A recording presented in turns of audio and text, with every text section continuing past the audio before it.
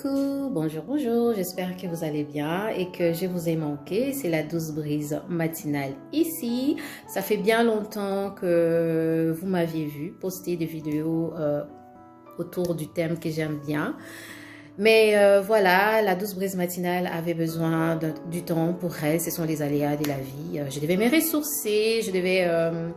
voilà, me retrouver pour revenir vers vous avec plus d'inspiration et plus, voilà, des idées. Et comme vous pouvez remarquer bien, les cheveux sont rasés, en tout cas pas totalement. J'ai essayé de garder les jeunes pousses, comme disait ma grand-mère, pour que ça pousse, il faut bien que ce soit jeune. Alors là, ils sont jeunes et j'espère que voilà, ça sera le résultat sera satisfaisant.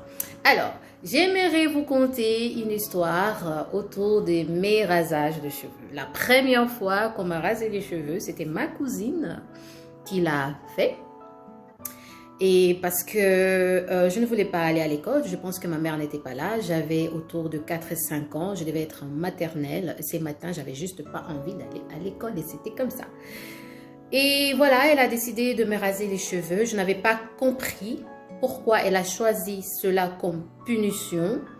À cet âge-là, ben, on ne comprend pas, on ne tient pas autant à ses cheveux. Donc, du coup, je me suis laissée faire. C'est ce que j'avais cru en tout cas en ce moment-là. J'avais une touffe comme ça et je pense qu'elle était juste jalouse de ma grosse tignasse. Et elle s'est dit, ben, rasons là les cheveux. Bon, ça ne m'a pas fait autant d'effet que ça. Alors, la deuxième fois qu'on m'a rasé les cheveux, j'étais dans une école catholique et là-bas, les filles devaient ressembler aux garçons. C'est la simple raison. Peut-être pour éviter l'attirance entre les sexes opposés, mais ce que je peux vous dire, dans cette école-là, ben, les filles étaient attirées par les filles. Il y avait des filles plus âgées qui prenaient des petites filles comme leur protégées. On appelait ça avoir une carine. On s'écrivait des lettres, on s'envoyait des petits mots doux, on s'envoyait des petits cœurs et ben voilà. Voilà, et pour moi, c'était tout simplement du lesbianisme. Et ça, j'ai compris ça plus tard. Je peux pas, enfin, je vais pas mentir, j'avais aussi une fille qui m'appelait Saccharine, quoi. Je vais pas entrer dans des détails. Donc, voilà. Et la troisième fois que je me suis rasé les cheveux, ben, c'était ma volonté. C'était parce que je voulais. Et c'est là que j'ai compris que j'ai toujours aimé les cheveux courts. Les cheveux courts ne m'ont jamais embêtée. Les femmes qui ont des cheveux courts, je les trouve belles en fait. Ça m'a jamais dérangé d'avoir des cheveux courts. Je sais que le goût et les couleurs ne se discutent pas. Ben, pour moi, c'est là quoi. Et voilà, j'aimerais donc parler de raisons bibliques aussi. Dans la Bible, se faire raser les cheveux a une connotation symbolique. Il y a des pays où se faire raser les cheveux, ça signifie par exemple qu'on a perdu son mari. Quand une femme est veuve, dans certains contrées du Congo RDC, on les rase totalement les cheveux. En Inde, il y a des femmes qui se rasent les cheveux pour leur divinité, pour leur adorer, pour leur montrer qu'elles sont dévouées. Et dans d'autres sectes, d'autres milieux, comme par exemple chez les Mormons, couper une femme les cheveux, c'est aussi une punition, voilà, parce qu'elle n'a pas respecté les règles de la société.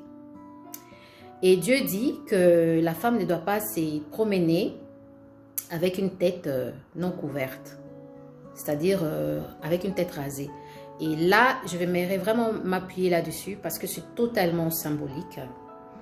Quelqu'un qui a la tête couverte, c'est quelqu'un qui a une autorité spirituelle dans sa vie. Et une femme, une jeune fille en tout cas, a pour autorité spirituelle son papa.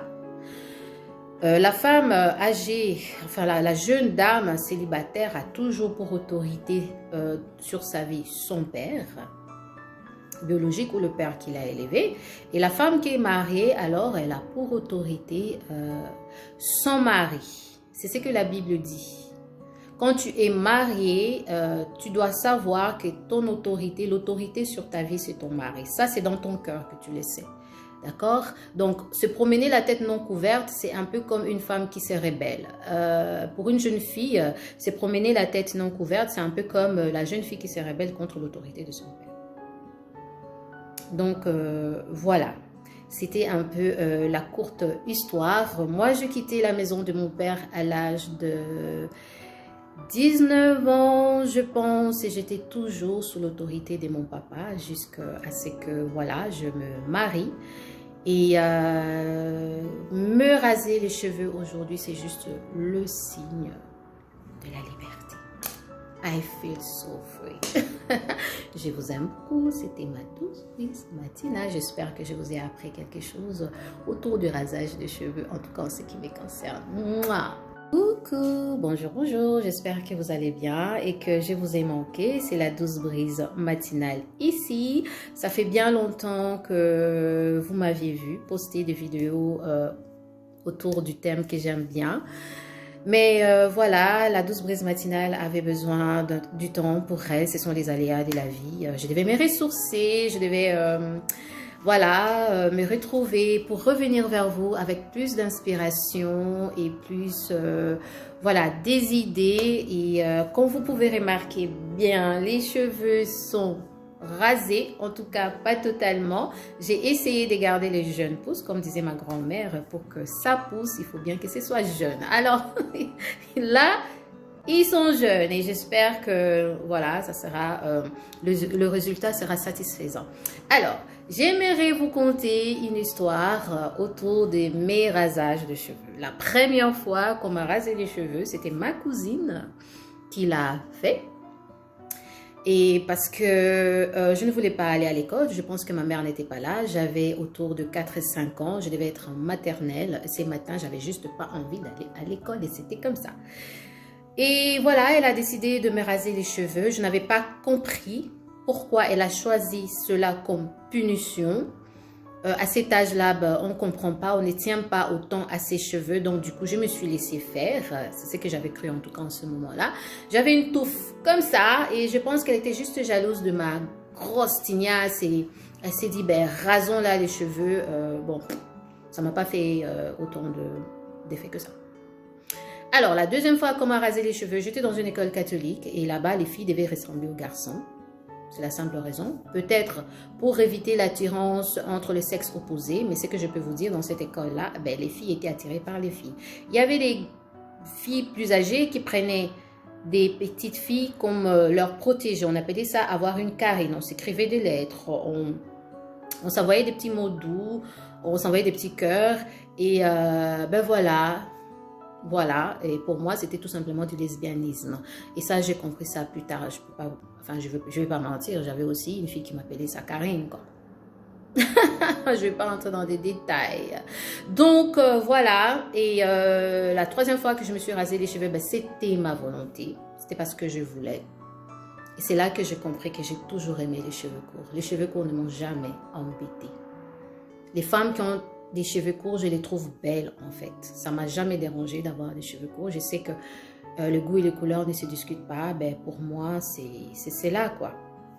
Et voilà, j'aimerais donc parler de raisons bibliques aussi. Dans la Bible, se faire raser les cheveux a une connotation symbolique. Il y a des pays où se faire raser les cheveux, ça signifie par exemple qu'on a perdu son mari. Quand une femme est veuve, dans certains contrées du Congo, RDC, on les rase totalement les cheveux. En Inde, il y a des femmes qui se rasent les cheveux pour leur divinité, pour leur adorer, pour leur montrer qu'elles sont dévouées. Et dans d'autres sectes, d'autres milieux, comme par exemple chez les Mormons, couper une femme les cheveux, c'est aussi une punition, voilà, parce qu'elle n'a pas respecté les règles de la société. Et Dieu dit que la femme ne doit pas se promener avec une tête non couverte, c'est-à-dire avec une tête rasée. Et là, je vais vraiment m'appuyer là-dessus parce que c'est totalement symbolique.